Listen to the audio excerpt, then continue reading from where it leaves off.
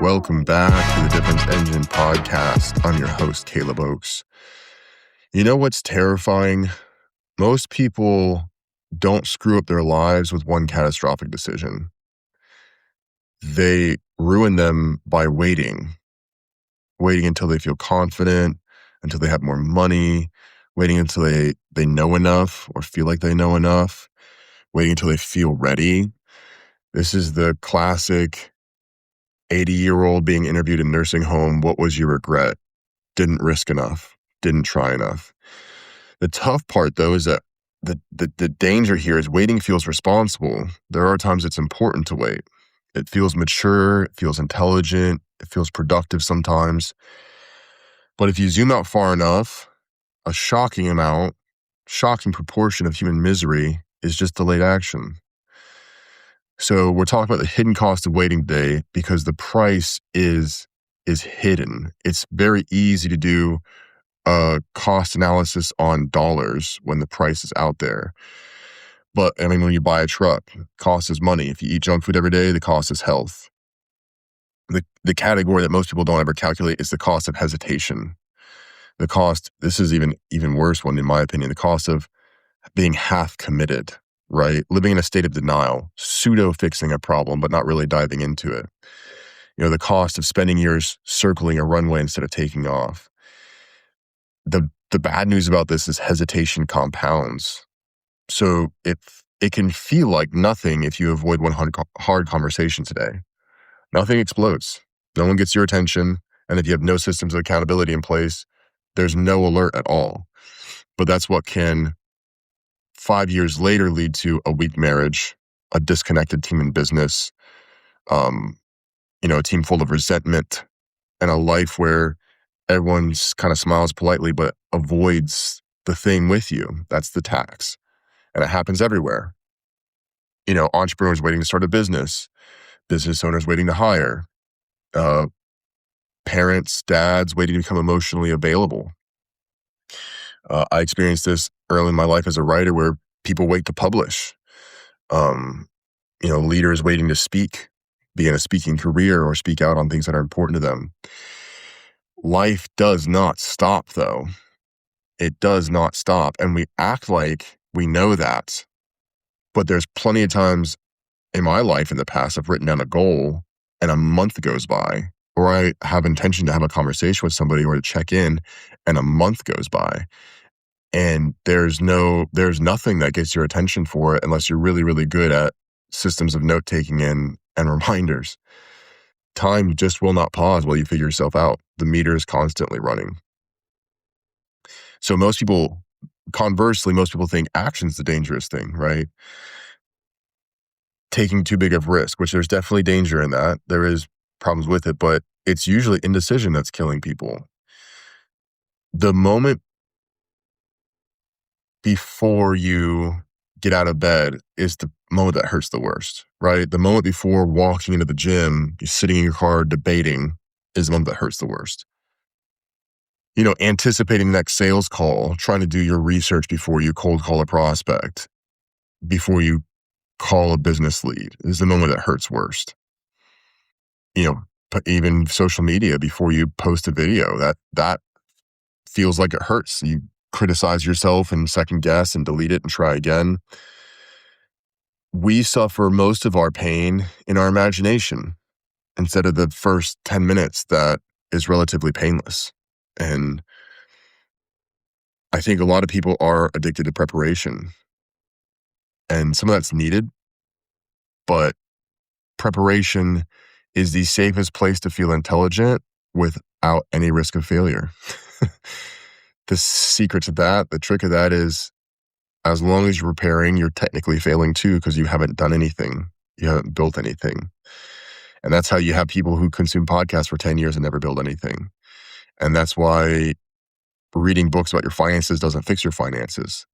And talking about mindset doesn't matter as long as you're still refusing to make difficult decisions or stack daily habits that really matter. And eventually intelligence starts working against you. The longer you sit in that static position, the longer you sort of calcify there. You become that position, the researcher, the learner, the I'm getting ready and getting ready. But it's really just fear. And fear is normal. Fear is also, though, just a signal. It's not a steering wheel. So here's where this gets deep. Waiting doesn't just delay results. That would be a problem by itself, but it damages identity. Because every time you repeatedly ignore what you know you should do, you are casting a vote for weakened trust in yourself.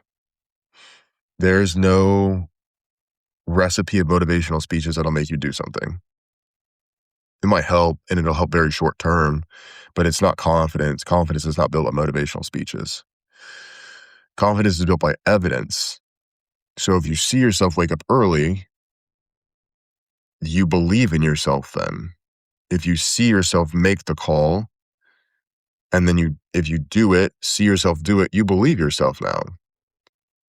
If you finally have the conversation with somebody that you needed to have the whole time, you now casted a vote and believe in yourself. That's how self-respect forms, is your subconscious hearing you say, I'm going to do a thing, and then watching you do it. That's congruence. Now it works the opposite way, though. Every broken promise creates friction. Every broken promise to yourself is more dissonance between who you believe you could be and who you actually are. So after lots of repetition of this, people stop believing themselves. They stop attempting big goals and it's not a lack of talent thing that might be the mask worn over it, but internally they've gathered too much information that they won't follow through. The information just stacks and stacks until they're their own worst critic and have grown into a statue of almost ready to jump. And that is, there's tons of people trapped in what you could call low momentum identities. People who have not made enough decisions and tried enough things and kept at it long enough to start getting wins that they've stacked them and now have formed an identity from it. A person in motion sees opportunity differently. When you're moving, you notice people, openings, energy, possibilities, but when you're frozen, everything looks frozen too. You're not in the flow of life, you're stagnant water. It's also counterintuitive to realize that life rewards the motion. Like, one of the strangest truths in life is that clarity comes after movement, not before it. People, we want, as a species, we want certainty before action, and it rarely ever works that way. You want to start a business and you learn how to run it. Super important. You got to have that foundation. You want to start lifting, learn nutrition. You want to start creating content, and then you discover your voice. You become a parent, and then you grow into the role. Most of the things that you want to get good at in life come by taking a first step and then letting reality correct you. So there's times when it's super necessary to know, like one of my mentors in business, and I think Robert Kiyosaki also has been quoted in saying, Robert's was real estate, but for businesses or real estate, Robert Kiyosaki went out and looked at 100 houses, I think in the span of a week, and offered on 10 or less and bought one for his first rental property. And my mentor in business I've seen him coach people, heard of him coaching people, to go look at 100 businesses to buy and then offering on 7, 9, and with the intention of buying one. So that's part of the game of getting good, is like, you have to get in the game. You have to offer, you have to check, you have to do your due diligence. But that is also part of the dance. There's a season for it. And it is, if you want to be on the path to doing a thing, sometimes the best first step is to do an actual activity or action and then begin the learning process after you're committed. And there's urgency to it. There's tons of stuff about parenting I don't know that you could really prepare yourself for until you're in it. until the problems crop up and you're like, oh, I got to figure this out somehow. I think a lot of the most meaningful things in life reveal themselves while you're already on the journey of them, not while you're still sitting. And this is where a lot of people accidentally waste years. From the outside looking in, especially now, man, with social media, with the ability to just see highlight reels, it's very easy to think successful people had certainty when they began on their journey of success. And I would be willing to bet almost none of them did. They were willing to look stupid. They tolerated beginner energy. They just moved. They gained access to information that inactive people just never received. Reality just teaches faster than theory. It does. There's nothing that will grip your attention and cause you to want to learn like something right in your face, demanding results. So the question now is, what are you waiting on now? Really? Like, not polished. What's the thing that keeps following you around? Like business idea, conversation, creative project, fitness goal, budget. What is harassing you mentally that you know you want to handle? Because there's a decent chance the next level life is hiding right behind that decision. You don't need certainty. It's really important to hear this. You don't need certainty. You need courage long enough to just create the momentum to get yourself moving. Bravery is not feeling zero fear. Bravery is knowing that you have fear and just doing it anyway. And doing that enough times builds the muscle of certainty and willingness to take action, even in discomfort. And that is, life is just not one big cinematic moment after another. The parts that do feel cinematic, though, as spread out as they are built on those by repetition. And right now today, all of us are either reinforcing hesitation or reinforcing action.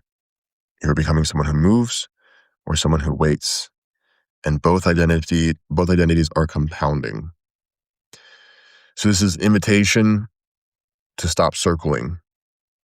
Maybe you're entering a season to just be done with overthinking. Stop negotiating with a part of yourself that already knows. Just move. Messy is good. Awkward is good. Imperfect is good. Motion is what you're chasing now. Motion is what you want. All those other things, no one's going to remember or care.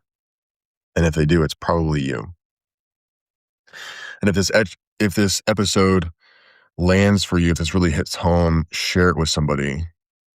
Maybe a business partner, a spouse, someone you care about who's been sitting on a decision for too long and just needs a nudge, just needs a little encouragement to get the ball rolling, get some momentum, and get a win.